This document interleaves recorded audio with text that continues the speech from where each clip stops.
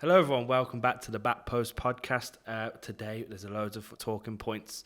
We got United versus Liverpool happened, Chelsea got battered by Leeds, Tottenham looked decent, Arsenal pretty good. It's kind of depressing, but we'll move into it.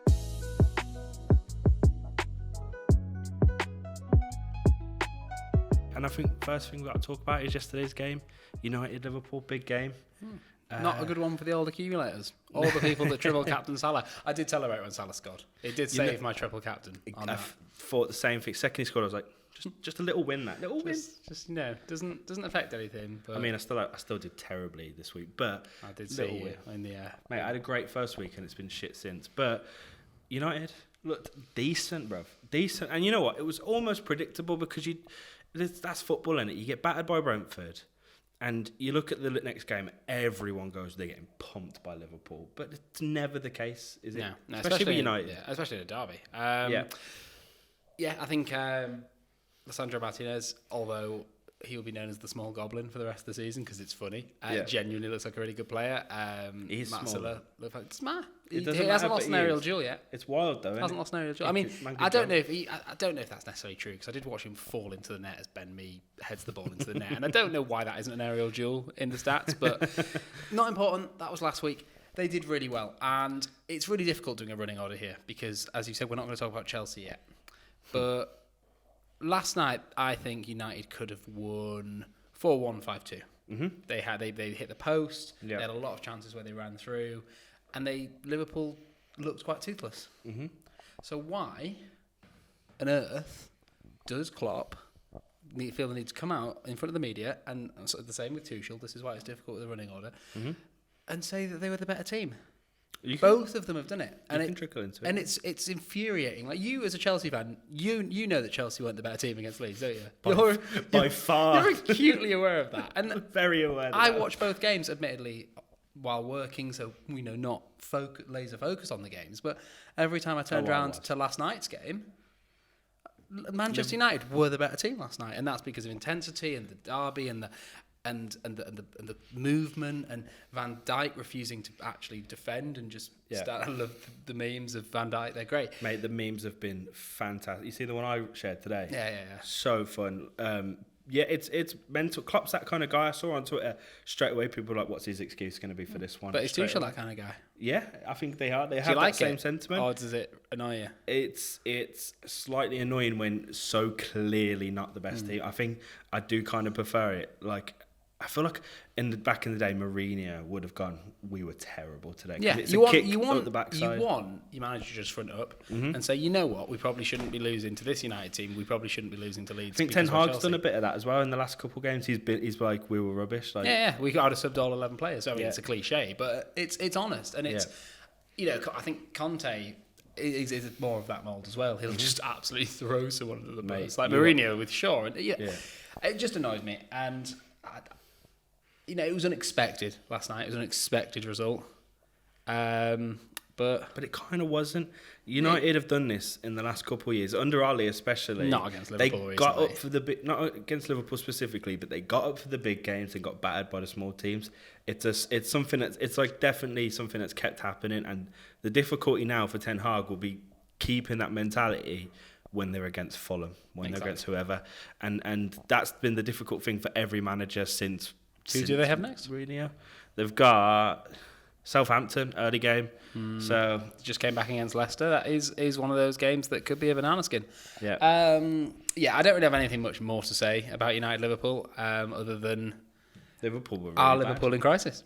Liverpool were really bad, and yes, they are. No, they're not, because that ruins one of my later points. I don't think they are, and it's too early to say, but I remember when we first started doing this, Jay, I said to you there will come a time where Klopp does what he did at Dortmund, and it doesn't. They don't have to be in a relegation scrap. They don't have to plummet down the table. But suddenly, like with any modern manager, it's time to move on. And maybe we're seeing the start of that. Maybe we're not. Maybe they'll win the next 8. But yeah, most likely that. I mean, their defence though was shocking, and Van Dijk especially was bad. Trent was bad, and these are the players they relied upon to win the league. It's important to say that the injuries aren't great. No, I mean, I will of give course. them that. Thiago, Matip, But you know what? And I listened to Boovy made this point, and it's very rare that I'll agree with Boovy on a point. Like your friends, but continue. Yeah, I listen to him a lot, like it should be. But anyway, he was saying that why aren't Liverpool? Because you can't rely on Thiago, who's quite injury prone already. Why has he already become so important? Why aren't they signing someone yet? They've only signed Nunes, right? Maybe, and that Carvalho. Yeah, you shouldn't be going into. They need to be replenishing that midfield. And normally, we don't say this about Liverpool. Normally, Liverpool are the team that have 5 of them ready to go. Yeah, you can't be going into a derby game with Milner, Henderson, and Harvey Elliott. And they keep saying, "Oh, we're going to get Bellingham next season." Is this season, bro? Brexit midfield, isn't it? Yeah, yeah, they should go. They need. Yeah, I mean, I don't think he's in reach now, but. Yeah, I mean, I did enjoy Milner absolutely berating Van Dijk after the first goal. That was fun. I was going to drop him at one point. I know, and it was fun. That was fun, and it's fun. It's fun to see Liverpool be shit. To be honest, as much as United did well, they already had their shit, so it balanced everything out. Unagi. Should we move on? What's Chelsea, Leeds? Nah, Liverpool's so bad.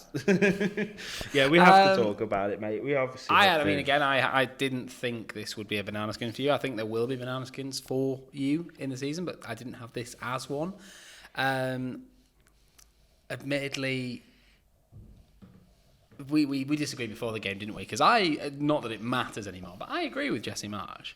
If Tuchel has to miss a game, why is it Leeds that get punished for him not missing that game in chronological order, if that makes sense?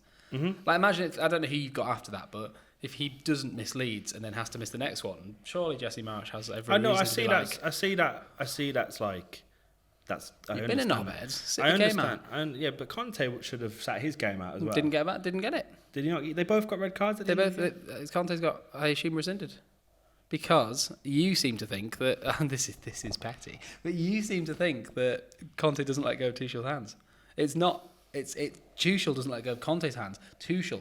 Conte doesn't look at Tuchel. It doesn't matter, but that's where the conflict is. Conte doesn't look at Tuchel. But it's not just Tuchel the shake of the hand. Doesn't let go. It's not just the shake. Yes, Tuchel might have been wrong to pull him back and have a word, but it's also the aggression Conte then shows. Tuchel should have been on the pitch there. Also, the commentary Tuchel should have already been sent off. For what? Running because down he was already on a yellow. For running down. Yeah, because it's a yellow. Running down. It's a yellow. No, fuck off. It's a yellow. You watch the next time Conte runs down the touchline. I'm not saying I want it to happen, but it's a yellow. Is it a yellow? I don't know. I don't know the rules. It's a yellow card. It's the first time I heard It's a yellow card. Whatever. And he was on a yellow. Anyway, so what does 2 yellows mean? I'm so happy you weren't here for that for that Tottenham bad. Anyway, Leeds were just outclassed us, and Jesse Marsh, even though bit of a virgin, absolutely outclassed Tuchel in that game. He did. I think Tuchel, after the Tottenham game where he got his tactics right and we were the better team in that game, got it completely right tactically, tried to implement the same tactics with that Ruben and the kind of switch between the 4 and the 5. I don't like Ruben, where playing out wide. I know he didn't play badly. Mate, he played so well. What against you, like where it was a 5 when you were on the attack, and then it was a 4, and then he moved infield. It worked really well because your attacking players weren't in that game for majority of it. That scared the life out of me. Did you know that, man? No clue. Good. Back to Ruben Loftus-Cheek. Jesus, my heart's pumping. I know he didn't play badly. I just don't like Ruben Loftus-Cheek. They're out wide. I don't particularly like him in the Chelsea team. I mean, out wide, I understand what you mean, but that wasn't against Tottenham. That wasn't the point. The point of him was to be an extra man when your 5 are attacking, because Conte's system is a 5 and he's just a body. And then in attack, it was more come in midfield where he belongs in the midfield as more of a defensive mid, and that worked. That kind of transition worked. But Leeds clearly watched that game. Jesse Marsh clearly watched that game and was like, right, we won't do that. We'll attack. We'll pressure him. We'll pressure the midfield. When he saw Jorginho and Gallagher in defensive mid, he probably licked his lips and was like, brilliant. And Tuchel got it wrong, and absolutely that should be said. And I think there's 2 sets of Chelsea fans. Some of them just can't admit that Tuchel was wrong, and some of them think that he was wrong and needs to leave, and both are wrong. And it's ridiculous. They outplayed us. The midfield completely got overrun. Jorginho did no running, and Gallagher did all the running with no headless chicken. The issue is and you're gonna smirk now because I say it every season, but you've had your biggest game of the season now, which is Tottenham. That's your rival. Kante's gone into superhuman mode. and now he's done because he's injured himself because he's been too intense. He was fantastic, but the issue is Kante. Yes, on his day he's a world class player. He's like a broken coin-driven machine now, and he has 3 uses a season. Yeah, it's a massive point, mate. It's because I've said this time and time again, and it's like the media and Chelsea fans. Everyone seems to forget when Kante's out, we are not a good team, and when he's in, we are good. It's like people not a good. No, sorry, you know what I mean. But we don't play as well, nowhere near as well, because he's so important, and people seem to forget how important he is. But I mean, Tuchel obviously does it because he calls him Salah. But it was. You're absolutely right. But the lack of Kante was bad. They came at us. What do you do next week? Who do you play in the midfield? Who do we play? Oh, see, I think Kovacic is back in training, so he has to come in. But other than that, it's like I don't know who actually. Ruben has to maybe come in midfield if no other choices. Gallagher looked a bit lost, to be fair to him, because this system is not a Gallagher system. If we play a different system where he can be a bit more attacking. Can you not drop Mount back just for security? We could drop Mount back, but then he's a DM. Yeah. Mount as a DM doesn't make sense. Well, neither does any of the other players you mentioned, so fuck it. I think Loftus-Cheek is more adept at being a DM. Koulibaly's out as well, so hopefully not, but hopefully for you can get that Fofana bid accepted. Doesn't look like Maguire's going to go through. Are we going to see Azpilicueta? I think he has to. Game? Yeah, he has to. I think right Is that worrying? No, I think Aspie's a great, competent player. He has a mistake in him, but so does everyone else. Yeah. I mean, talking about mistake, we haven't even spoke about it yet, but Mendy. Yeah. My God, Mendy. I mean, like, listen, we weren't good in that first 10 minutes, but we were like nipping it about a little bit, trying to beat their press a little bit, and it was a bit ropey, but it was quite an exciting 10 minutes of football. And then Mendy shit the bed and completely gave them the upper hand, and then the crowd got behind him, and it was kind of impossible to get back after that, but mentality-wise. It wasn't a good day to be a Senegalese member of Chelsea's defence, was it? Oh my God, it was. Bless him. What went wrong? What's wrong with that day? Yeah, and so that didn't help. And what else have I written down here? Oh yeah, the complete lack of competence in front of goal. Oh yeah. Well, that's why I want. I know the biggest problem. I know we're late on this.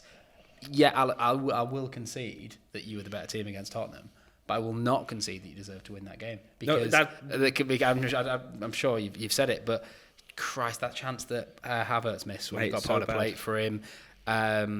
Sterling, it just Mount, all of them. And I said this when as soon as you signed Sterling, you've signed and yet another player that is obviously class, but will squander opportunities. I said that as well. It's happening, isn't it? And he's the kind of player that just needs loads of opportunities to get 1 out of 5 or whatever it is. But we're a team at the moment, especially that don't get those opportunities. We get a few in a game, some clear-cut ones, especially against Tottenham, and also against Leeds. There was some clear-cut ones that should have gone in. And Sterling, taking great 5 finish touches. Shouldn't be offside.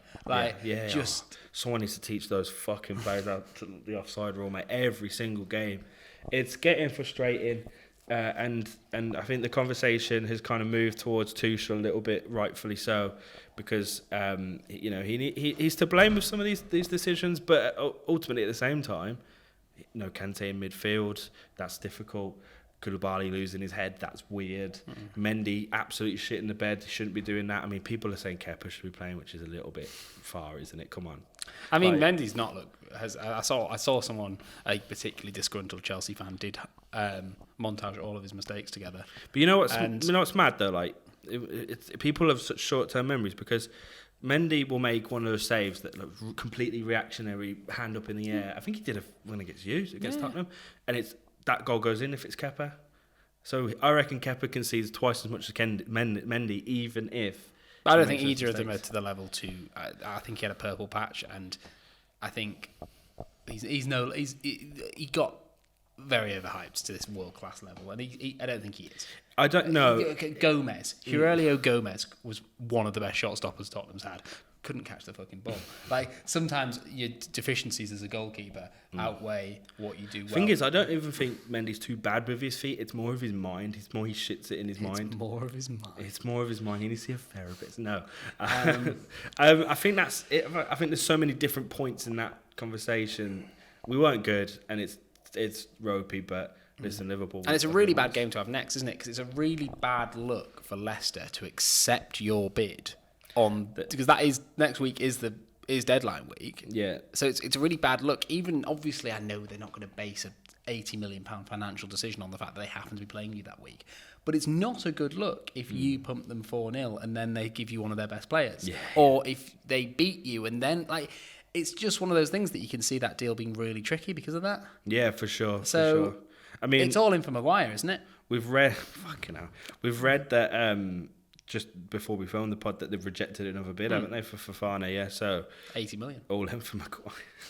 It's got to be. It's got to be all in for... The thing is, a tangent, and I said this to Jay before. Take him for 10 mil. I don't even think it's a joke. I genuinely think Maguire is a really good player. A really good player that will never succeed at United because of the weight of expectation and the amount of history he already has there.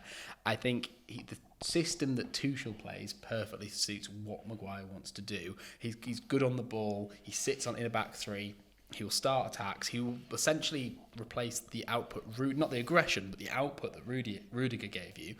And Chelsea need cover, as we can clearly see, because Azpilicueta, Koulibaly and Silva have a combined age of over 100. And we're looking to get rid of Chalobah. And I don't... Which makes no sense. Can he rate Chalobah? I know he's not bad. He's a competent enough defender to play at least 20 games in a season.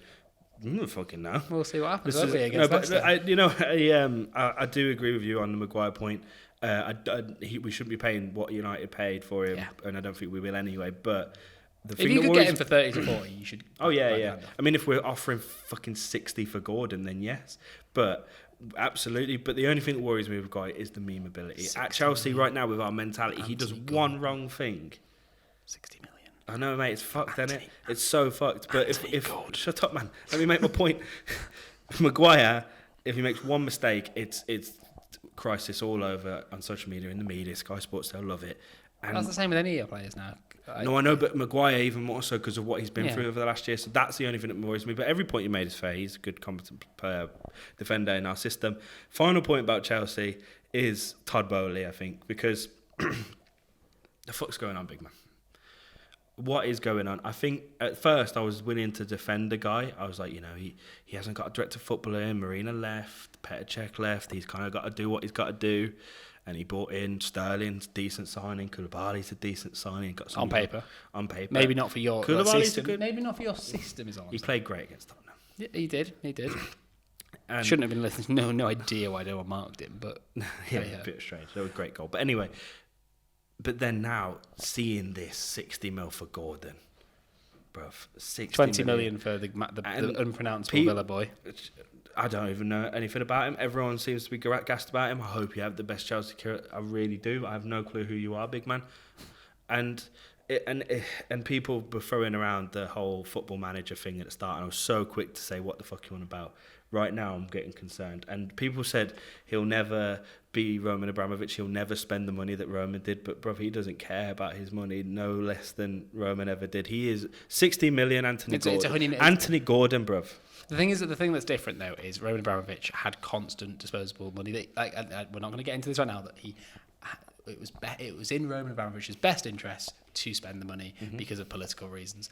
At the moment, it's not in Ted Bowley's interest to spend the money. However, if you buy a brand new Lamborghini, for the first few months you're fucking sticking the fuel in and you're driving it fast, because that's why you've bought it. And eventually, maybe you go, oh, God, Jesus, how much have I spent? Price has gone What's up the insurance? Sorry, and before you know it, you're going, I'll drive it on the weekends, and I kind of see that happening a little bit. I think, but I am worried about Todd Bowley. I think we need to get a technical director. Every club in Europe has this system. Every competent club has this system. In Europe, and Chelsea is one of the fourth, probably the biggest club in England, maybe third.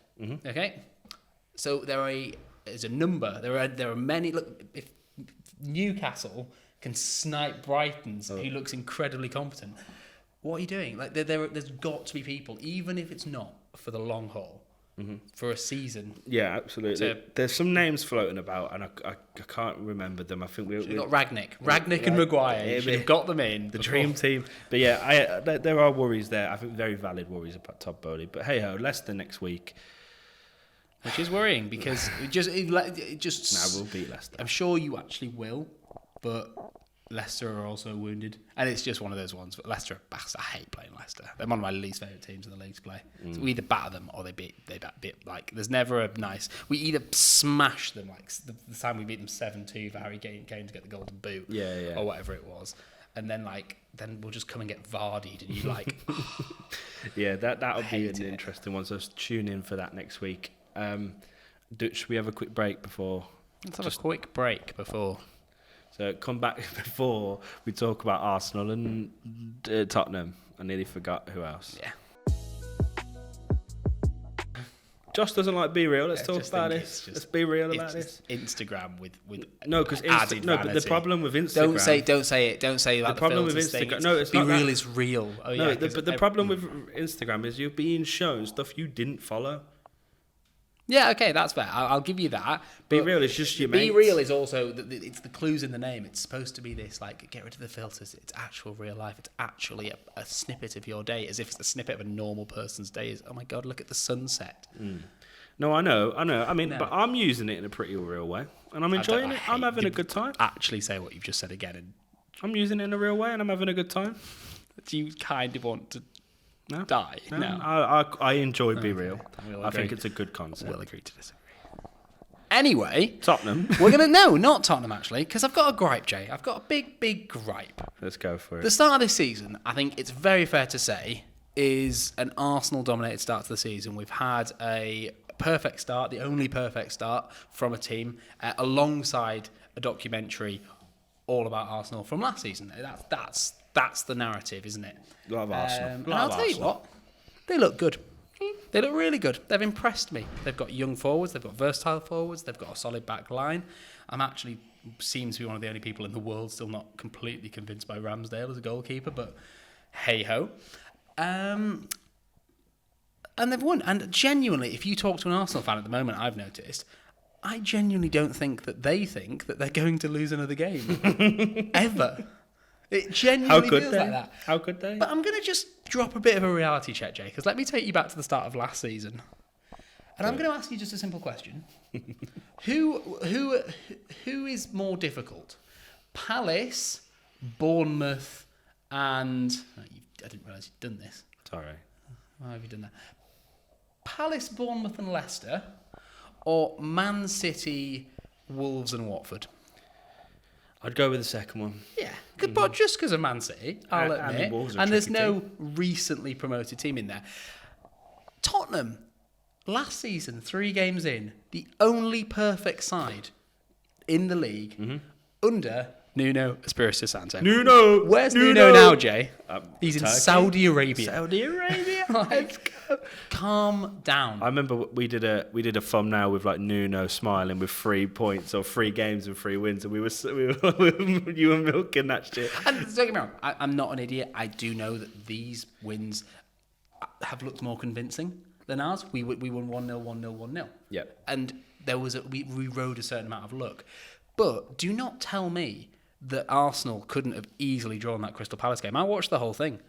A point-blank header at the far post. I mean, Leicester, they had moments where they looked shaky. I think what was Bournemouth, I know they beat Villa, but they're a recently promoted team that I'm not convinced about. I don't think they look great.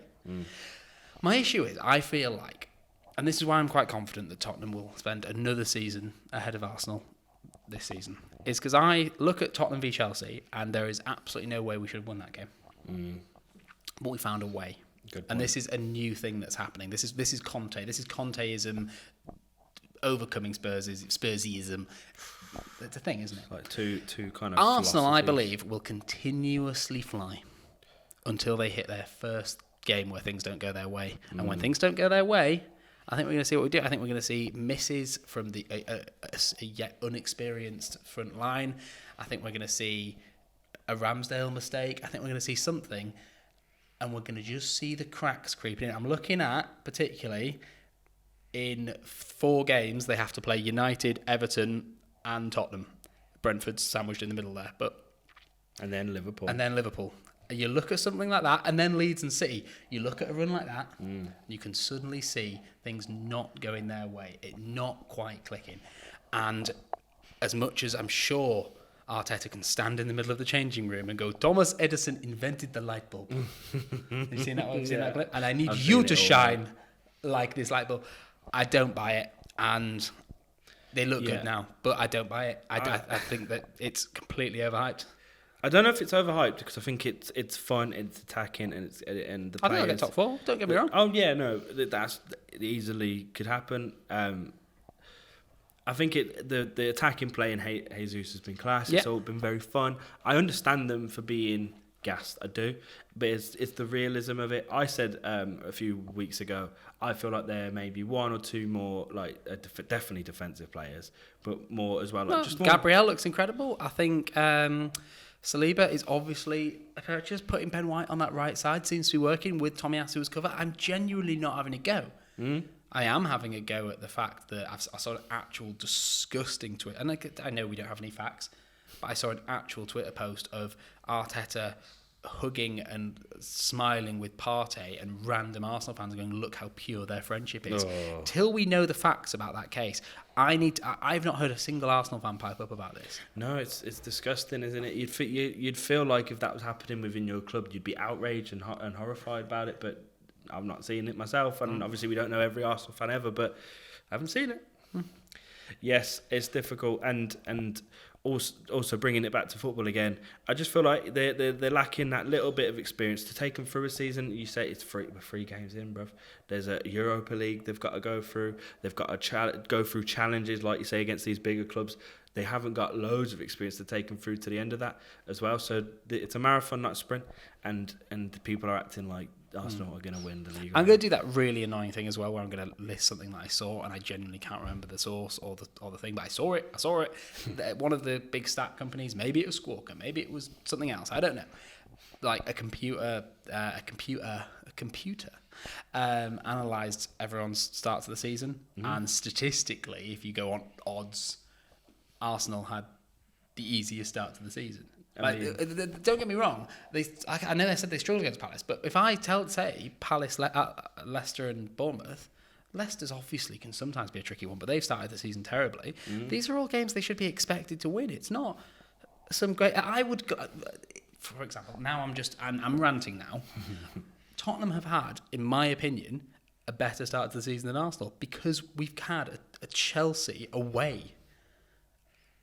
We've got Chelsea. Well, when Arsenal get to Chelsea away, we'll did you last season? Yeah, I was about to say, can we not? But for me, Southampton, we should be beating. Yes, Wolves, we should be beating. Both of those games could go so wrong for any team. I mean, we'll talk about it and just saying Wolves were really good against you. Yeah, the first half looked concerning, but we got through it, and I think we could have won by more as well. Just at the end, we started to create a few more chances. To play devil's advocate, gladly. That Crystal Palace team right now and how they're playing, they're playing really well. Zaha's looking on fire. That could have, and knowing the Arsenal of last year and the year before, that could have quite easily been a loss or even a draw for them. Yeah. But the fact that they didn't, it's exciting. Yeah. That's a devil's advocate there. No, honestly, I think judging by these next 2 games, I think we could see Arsenal win their first 5. Yeah, Fulham and Villa, yeah. But that still doesn't. I will still not be convinced until we get to that tricky period next.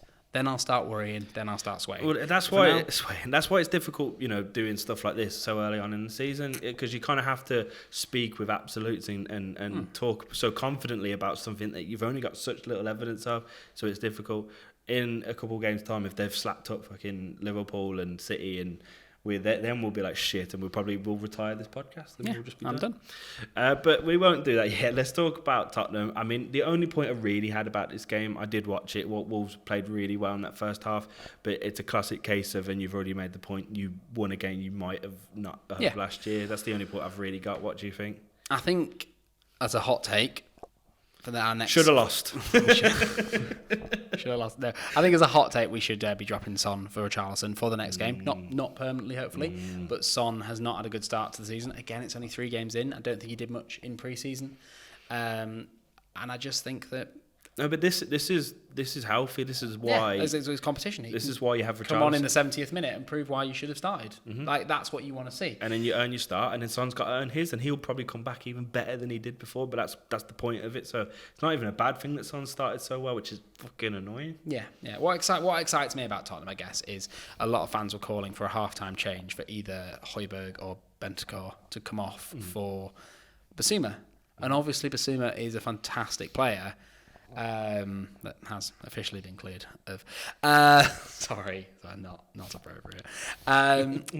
But for me, they didn't have their best game. I mean, Højbjerg was pivotal in getting it back against you guys, but they didn't have their best game. But I really like the duo, and I then look and I see Skip coming back and Basuma waiting, and I'm like, we've got 4 really good rotational midfielders that feel like they have a little bit of creativity to them. Like Basuma has obviously scored a couple of goals in his career, good ball carriers. Højbjerg can pop up with a goal. I don't think Bentancur, I know he scored 2 maybe since we've signed him, but he's not a goal scorer. But I look at that a bit like the Liverpool. We've got a real workforce of a midfield like Liverpool did before yesterday or Monday, I should say. But engine room midfielders, with capable fullbacks and a defensive line. And for me, I'll say it again, the best attack in the league. I don't care about Arsenal's youngsters. I wouldn't swap them. No, I wouldn't personally, and we didn't in that video we did with 7. No, and that adding Richarlison to that is, and Jesus is obviously, we're not going to go back to this, but Arsenal fans will tell you why do I have Jesus in my fantasy team then, Jay? That's what they'll say. They'll go, well, why is he the most selected fantasy team? Because he's going to play. Because who else is going to play? Yeah, it's a good point now. Nikita, fuck off. Yeah, it's a good point. He's going to get game time, absolutely. FPL's been shit, man. Not for me. I'm quietly confident. I'm not. The last thing we'll say is we don't really need to talk about it, but the battle of horrible oil run clubs happened. Very dramatic, 3-3. Newcastle against City, and I had a banging accumulator on. Banging. Oh, Jay, don't. Was it money? It was, everything was going right. And I thought, and obviously I put City to win, because if you're doing an accumulator, you put City to win. I had Feyenoord to beat RKC Waalwijk. They did. I had Celtic to beat Hearts. They did. I had Bayern to beat Bochum. Smashed them. I had Napoli to beat Monza. Smashed them. I had PSG to beat Lille. Smashed them. I had Besiktas to beat Kumagrungruk. And they did. I had Barcelona to win. And Man City came along. And you know what? When Trippier saw that red card, I was like, I'm in the money. I'm in it. And it wasn't to be. Yes, that's mad. You had a lot on it, teams that you can't even pronounce, and it was only City that let you down. I have become quite good at predicting. I always try to put 1 draw in my accumulators because it really gets the odds up. I've not got a draw wrong in the past 4. Really? Yeah, I had Hertha versus Frankfurt. I was like, that's got draw written over it. Yeah, I was like, absolutely. I was like, they've just come back from getting battered from the Super. Yeah, they've just lost the Super Cup. Then I think they got battered by Bayern, and I was there like, Hertha almost got relegated. It's gonna be. Everton, Nottingham Forest came along. I went draw all day. Yesterday it was. This is mad. How much you betting, by the way? More than I used to, but bet responsibly. And at the moment, I'm betting winnings, so it's.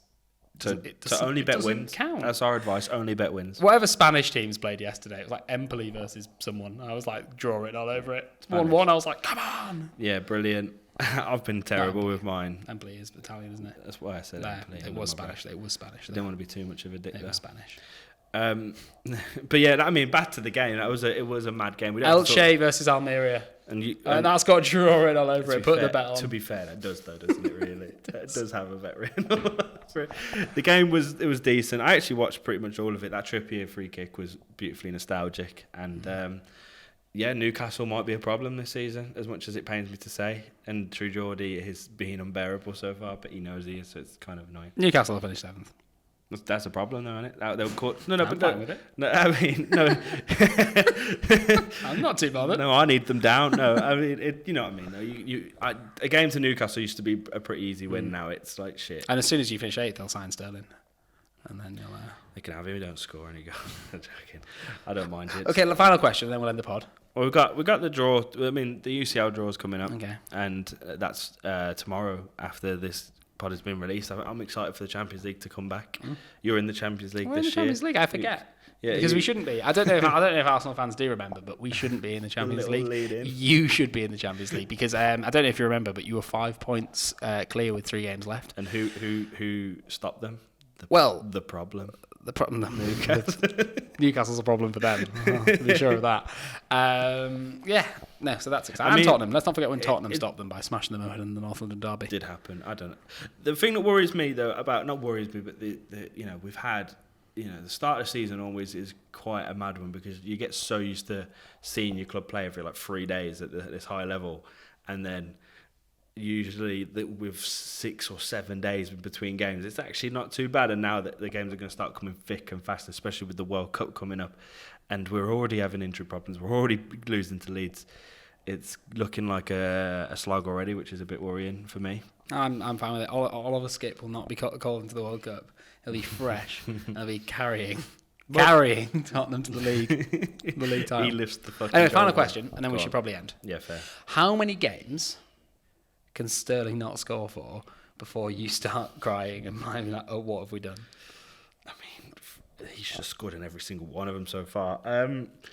I don't know, how many did Werner not score for? Well, he's scored in his debut back at Leipzig. Yeah, but we should have put a bet on that because that was good. I hadn't even realised the deal had been finalised. No, sorry, I'm on the score sheet. I knew it was pretty much done. He flew back for the Tottenham game as well, bless him. Yeah, great. I think 7, 8 before it's Sterling, come on, and then obviously you get to 10 and it's what the fuck are you doing? He's got to go. They've all got to go. Chelsea are fucked. Anyway, we'll figure it out somehow. I don't know how, but that's why I'm not Thomas Tuchel. Bowley out. Get the protests going. Get some this Sunday at Stamford Bridge. I think we're on Saturday. Confuse them. We're going. We're finishing the podcast. Tell your dads, everyone.